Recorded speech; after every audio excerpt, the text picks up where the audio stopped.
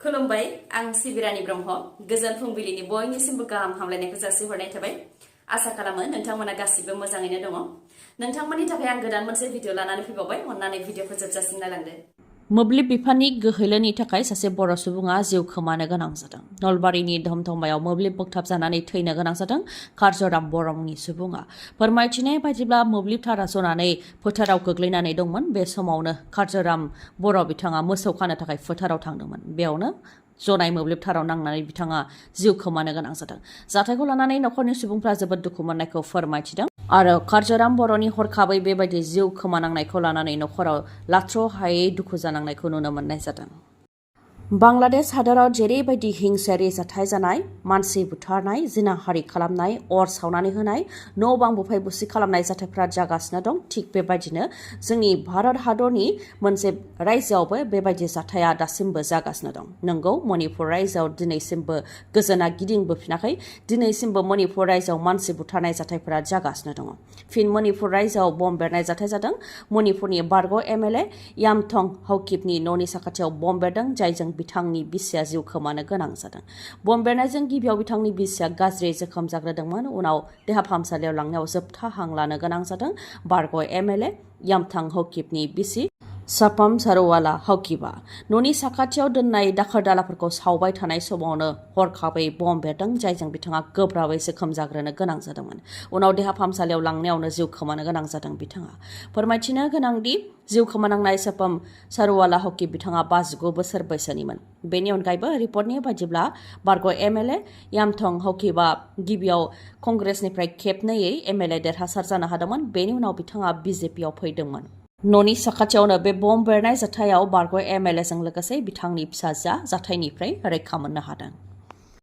दिनै 12 आगस्ट दिनै रायजोनि गोबां सुबुंफोरनि बेंक एकाउन्टआव रां हाबगोन आसामनि गिबि मन्थ्रि डक्टर हेमन्त बिश्व शर्माया बेखौ फोरमायथिदों जायनाखि अरुणोदय आरो पेन्सननि रांखौ थांनाय 10 आगस्टआवनो बेंक एकाउन्टआव सोनानै हरनो गोनांमोन नाथाय 10 आगस्टआ सेकेन्ड सेटारडे जानायनि थाखाय आरो 11 आगस्टआ रबिबार जानायनि थाखाय मुलाम्फायारिफोरनि बेंक एकाउन्टआव रांखौ सोनानै हरनाय जायाखैमोन दिनै अरुणोदय आरो पेन्सननि रांखौ मुलाम्फायारिफोरनि बेंक एकाउन्टआव सोनानै हरनाय जासिगोन आइजोफोर बिनानावफोर आरो गागि नोगोरारिफ्रा दिनै रांखौ मोननो हागोन होननानै टुइटारनि गेजेरजों फोरमायथिदों आसामनि गिबि मन्थ्रि डक्टर हेमन्त बिश्व शर्मा बिथाङा गुवाहाटी इउनिभार्सिटिनि हेंथा बजालि आरो नलबारि जिल्लायाव गोबां फरायसाफ्रा ओंखारनानै धरना होदों मुं थिसननायाव गोबां रां लानायनि हेंथायैनो फरायसाफ्रा धरना होनो ओंखारबोदों फरायसाफ्रा फोरमायथिदों दि बेग थानायनि थाखायनो मुं थिसननायाव बबेबा कलेजफोराव फरायसाफोरनिफ्राय 3,600 रांसिमहालागै लादों बबेबा कलेजाव 7,000 आरो बबेबा कलेजाव 5,000 रांसिमहालागै लादों जेराव थांनाय बोसोराव बेसेन नाङालासे मुं थिसननाय जादोंमोन होननानै फोरमायथिदों नाथाय देग्लाय गुवाहाटी इउनिभार्सिटिनि सिङाव थानाय आसामनिफ्राय गं 330सो फरायसालिमाफोराव बेग थानाय फरायसाफोरखौ मुं थिसननायनि मुङाव गोबां रां लादों होननानै फोरमायथिदों जायनाखि बांसिन फरायसाफोरानो गरिब थाखोनि आरो नखरनि रां आरजिनाया 8,000निफ्राय 10,000 रांल' नाथाय बेफोर रांनिफ्रायबो 5,000 रांखौ मुं थिसननायाव होनो गोनां जायोब्ला नखरा माबोरैहाय सोलिनो हागोन आरो बेबायदिब्ला फरायसाफोरा फरायनायखौ एंगारनो गोनां जागोन होननानैबो बुंथियो बेनिखायनो आसामनि सोलोंथाइ बिफाना जाहाथे बेनि सायाव नोजोर होयो बेनि थाखायबो खावलायो फरायसाफोरा जम्मु एन्ड काश्मीराव फिन उदखारिफोरनि गाग्लोबनायाव जिउ खोमानो गोनां जादों इन्डियान आर्मिनि सानै जवानफोरजों लोगोसे सासे नोगोरारिया जम्मु एन्ड काश्मीरनि आनन्तनाग जिल्लायाव जानो मोन्दों आनन्तनाग जिल्लानि हालाम गागारमान्डु हाग्रा ओनसोलाव उदखारिफोर थानायखौ खौरां मोननायनि उनाव इन्डियान आर्मि पेरा कमान्ड' आरो जम्मु एन्ड काश्मीर पुलिस जथायै अपारेशन खालामदोंमोन बेयावनो मोननै हान्जानि गेजेराव गोख्रोङै गुलि गावलायनाय जादोंमोन हाजो ओनसोलमोन बे जायगाया बेयाव अपारेशन खालामफुबाय थानाय समावनो उदखारिफोरनि गुलि गावनायजों इन्डियान आर्मिनि 7 जवानफोर आरो सानै नोगोरारिया गिबियाव जोखोम जाग्रोनो गोनां जादोंमोन बिथांमोनखौ फाहामथायनि थाखाय देहा फाहामसालियावबो थिसननाय जादोंमोन नाथाय इन्डियान आर्मिनि सानै जवाना मुंख्लं जानो गोनां जादों लोगोसे सासे नोगोरारियाबो जिउ खोमानो गोनां जादों मुंख्लं जानांनाय सानै जवाननि मुङा फारियै हविलदार दीपक कुमार यादव आरो लेन्स नायक प्रवीण शर्मा इन्डियान आर्मिनि जवाननि सायाव बेबायदि गाग्लोबनाय जाथाय जानायनि उनावनो उदखारिफोरनि हेंथा गोख्रों राहा लानो थाखाय एडिशनेल फर्स लेंहरबावनानै हाग्रा ओनसोलाव आरोबाव गोख्रोंसिनै अपारेशन खालामनायनि हाबाया जागासिनो थानायखौ रिपर्टआव मोननाय जादों बांलादेशआव हिन्दु समाजनि सुबुंफोरनि सायाव हाराहास्ति खालामनायनि गोहोमा जोंनि आसामावबो गोग्लैदों। नंगौ, बांलादेश हादराव दासिमबो हाराहास्ति खालामनाया जागासिनो दङ। बांलादेश हादराव हिन्दु समाजनि सुबुंफोरखौ बुनाय, बुथारनाय, आइजोफोरखौ जिनाहारि खालामनाय, न' बां, मन्दिर बायदिफोरखौ अर सावनानै होनाय बायदि जाथायफोरा जागासिनो दं।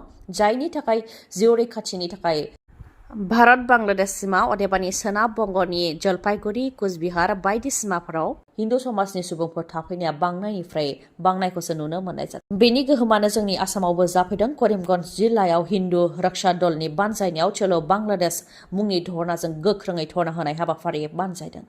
करिमगन्ज कलेजनिफ्राय भारत बांलादेश सीमा सुतारकान्दिसिम हानजा सुरनाय हाबाफारि बानजायदों बिथांमोना, जेराव पुलिसफोराबो बिथांमोनखौ होबथानायाव पुलिसफोरनि बेरिकेड बायदिफोरखौ सिफायनानै गोख्रोङै धरना होनायखौ नुनो मोननाय जादों।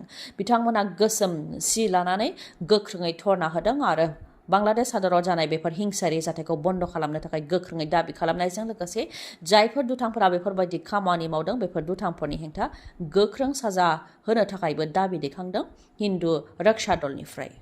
पेरिसआव जानाय पेरिस अलिम्पिकआ जोबनानै थांबाय। पेरिस अलिम्पिकआव भारतआ गासै मोन6 मेडेल देरहासार जानो हाबाय। बेनि मादाव मोनसे सिलभार मेडेल आरो मोनबाया ब्रन्ज मेडेल।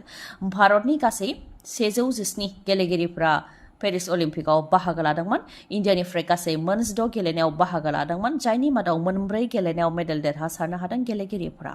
भारतनि गेलेगिरिफ्रा गासै मोन6 मेडेल देरहासार जानो हानानै 77 पजिशनाव जायगा आवग्रिनो हादों।